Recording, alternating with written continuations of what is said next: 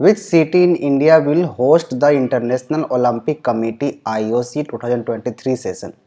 तो इंडिया के किस सिटी में IOC 2023 जो है वो होने वाला है? तो answer will be Mumbai. Okay, so in Mumbai India will host the international Olympic committee session 2023 after 40 years. तो यहाँ से दो क्वेश्चन बनते हैं। फर्स्ट बनता है IOC का पूरा नाम क्या है? IOC का पूरा नाम क्या है? इंटरनेशनल ओलंपिक कमेटी, ठीक है। और ये जो है इंडिया के किस सिटी में ये होस्ट किया जा रहा है? मुंबई में। और ये कितने साल बाद हो रहा है? ठीक है, इंडिया में। So after 40 years. Okay, now India got the right to host at 139th IOC session held in Beijing on 19th of February। So Beijing में मीटिंग हुई थी और उसमें डिसाइड किया गया कि इंडिया इसे इस बार होस्ट करने वाला है। इंडिया को कितने वोट मिले? So out of 76 votes 75 votes India को मिले थे इस होस्टिंग के लिए। Okay, India hosted the 86th IOC session in 1983। इससे पहले 1983 में ओके इंडिया ने इस सेशन को होस्ट किया था और वो उस समय किस जगह पर हुआ था? In New Delhi. Okay, now coming to the next question. The Union Cabinet in February 2022 approved the setting up of the Secretariat of which international organization in India?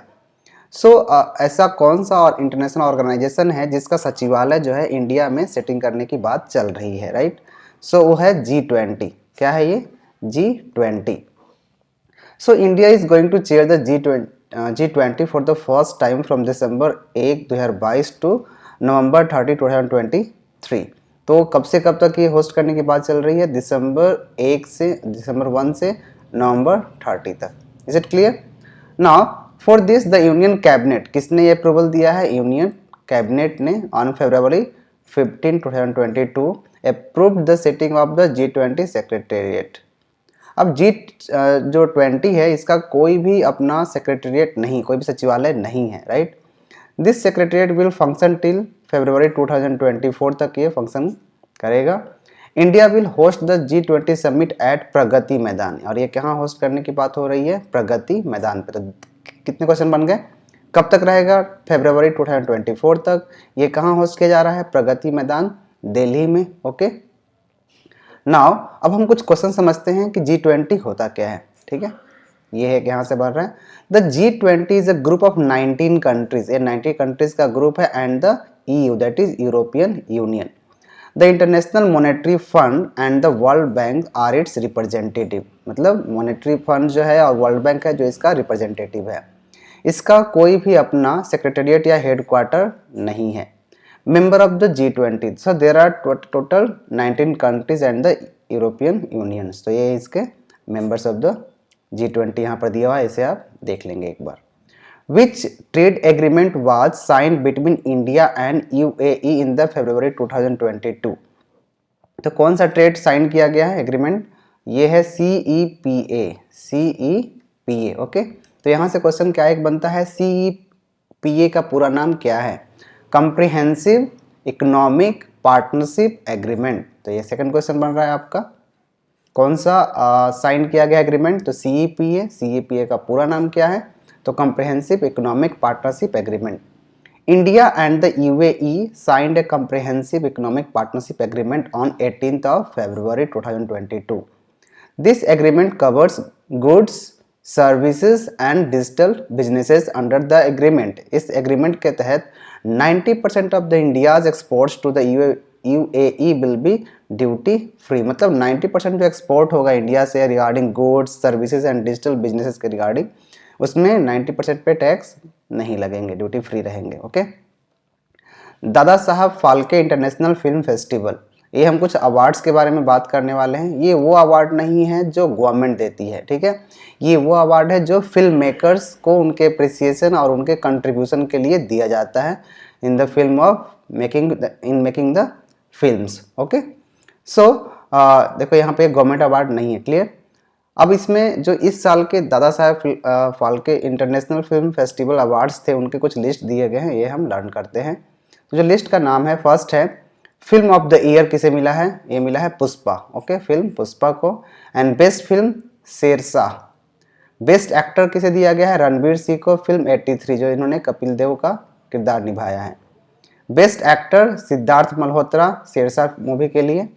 Best actress मिला है कृति सेनन को फॉर मिमी। ओके, इस बार की जो बेस्ट वेब सीरीज है वो किसकी है, मनोज बाजपेयी की, the family man 2। Clear. Best web series actress किसको मिला है, Raveena Tandon for Aranyak. Critics best film Sardar Udham Singh. Clear. Best director Ken Ghosh for the film state of siege temple attack.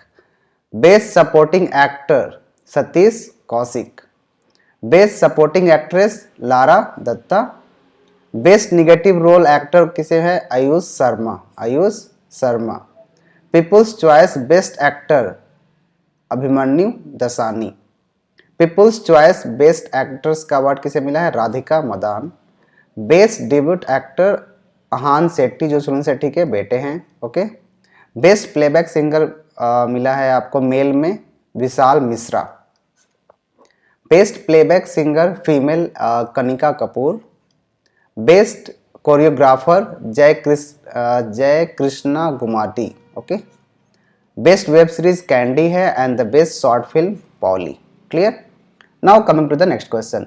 India and France on February 2022 signed a roadmap to enhance the development of each sector। तो India और France के बीच में एक development से related कौन सा road map sign किया गया है, तो वो है blue economy and ocean governance. कौन है ये, blue economy and ocean governance. Clear. India and France have signed a road map to improve bilateral relations. जैसे इसके तहत क्या होगा, जैसे इसके बारे में हम स्टडी करेंगे ब्लू इकोनॉमी क्या होता है।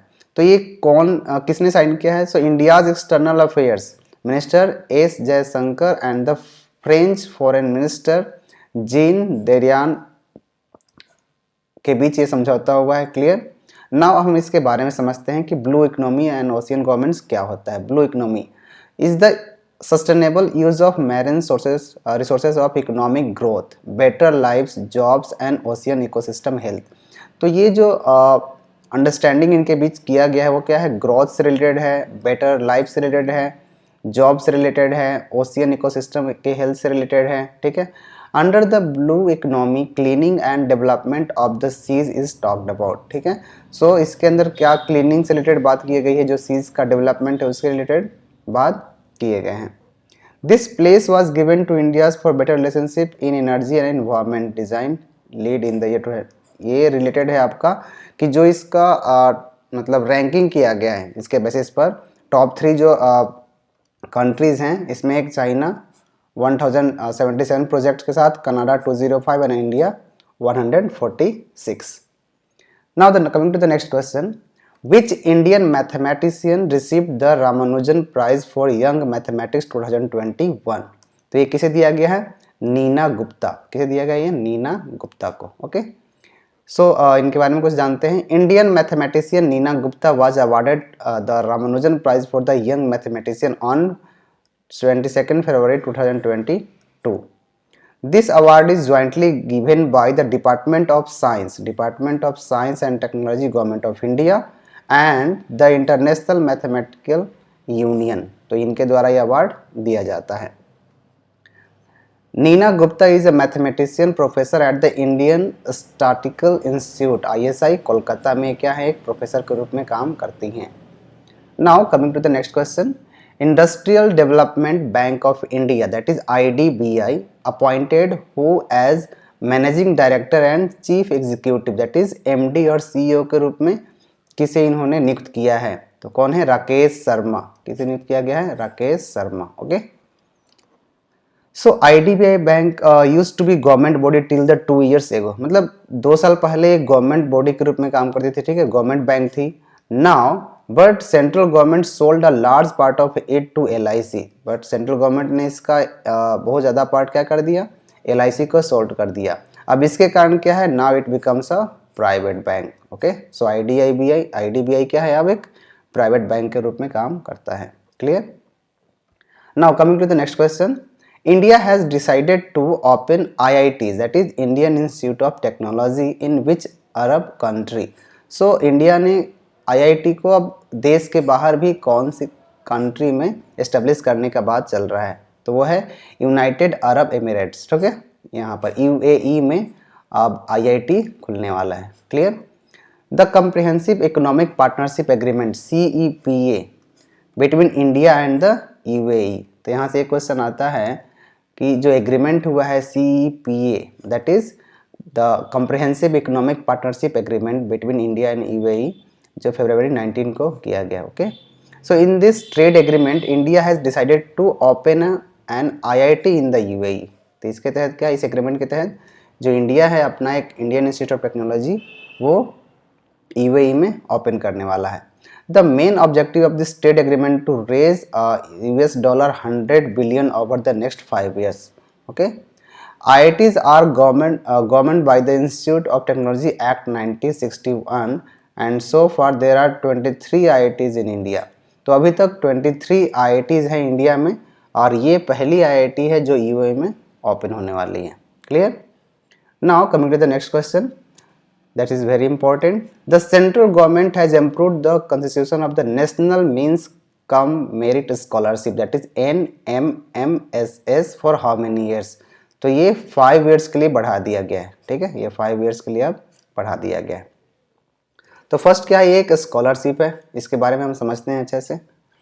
सी, ये कब से कब तक, अब 21 से 22 तक था, बट अब ये मिलेगा कब तक, 2026 तक मिलेगा, क्योंकि 5 years तक इनको बढ़ा दिया गया है। इसके तहत कितना स्कॉलरशिप का डिस्ट्रीब्यूशन किया जाएगा, so rupees 1827 crore rupees distribute किए जाएंगे। अब हम इस स्कॉलरशिप के बारे में पढ़ लेते हैं। तो आप पढ़ोगे NMMSS, that is national means cum merit scholarship, clear. अब इसके बारे में क्या है, this scholarship was launched in the year 2008 में स्कॉलरशिप को लॉन्च किया गया था, ओके। और इस स्कॉलरशिप के तहत जो भी मेरिटियस स्टूडेंट्स होते हैं 11th और 12th के, ठीक है, उनके मेरिट के बेसिस पर ये स्कॉलरशिप उनको दी जाती है ताकि वो अपना स्टडी कंटिन्यू कर सके, that is in 11th and 12th। और इसका जो वेबसाइट है that is national scholarship portal से आप इसको जान सकते हो, इसको अप्लाई कर सकते हो। अब इसके लिए एलिजिबल कौन कौन से होते हैं, तो इस स्कीम को वही ले सकते हैं जो आते हैं इकोनॉमिक वीकर सेक्शन में, दैट इज EWS सेक्शन में जो आते हैं। उसके लिए क्या होना चाहिए, जो प्रीवियस लिमिट था कि आपका इनकम 1.5 होना चाहिए, ये बढ़ाकर अब कर दिया गया है 3.5 लाख पर एनम। तो वैसे बच्चे जिनके घर का इनकम लेस देन 3.5 लाख से, वो क्या करते हैं, इस स्कॉलरशिप को अप्लाई कर सकते हैं। This scholarship awarded to continue और renew studies from class 10 to 12 for study in state government and government aided and local body institution. तो मेनली 11th एंड 12th के स्टडी के लिए ये स्कॉलरशिप दिया जाता है, ठीक है। अब ये स्कॉलरशिप मिलेगा कैसे, जितने भी स्टेट होते हैं या यूटीज़ होते हैं, दैट इज़ यूनियन टेरिटरीज होते हैं, वहाँ पर एक एग्ज़ाम लिया जाता है गवर्नमेंट के द्वारा। जो उस एग्ज़ाम में क्वालिफाई करते हैं उनको ये स्कॉलरशिप दी जाती है। अब ये स्कॉलरशिप मिलता कैसे है, सो अंडर दिस स्कॉलरशिप कितने रुपीज़ मिलते हैं, 1000 रुपीज़ दिए जाते हैं per month, okay, every month. And this scholarship is distributed directly to the bank account, और ये डायरेक्टली उनके बैंक अकाउंट्स में चले जाते हैं। और सेंट्रल गवर्नमेंट ने क्या डिसाइड किया कि 100% जो इसका फंड है ये इस स्कॉलरशिप के तहत लोगों को दिए जाएंगे। Is it clear. तो ये था आज का current affairs. If you have any problem please right in the comment box and thank you and have a nice day.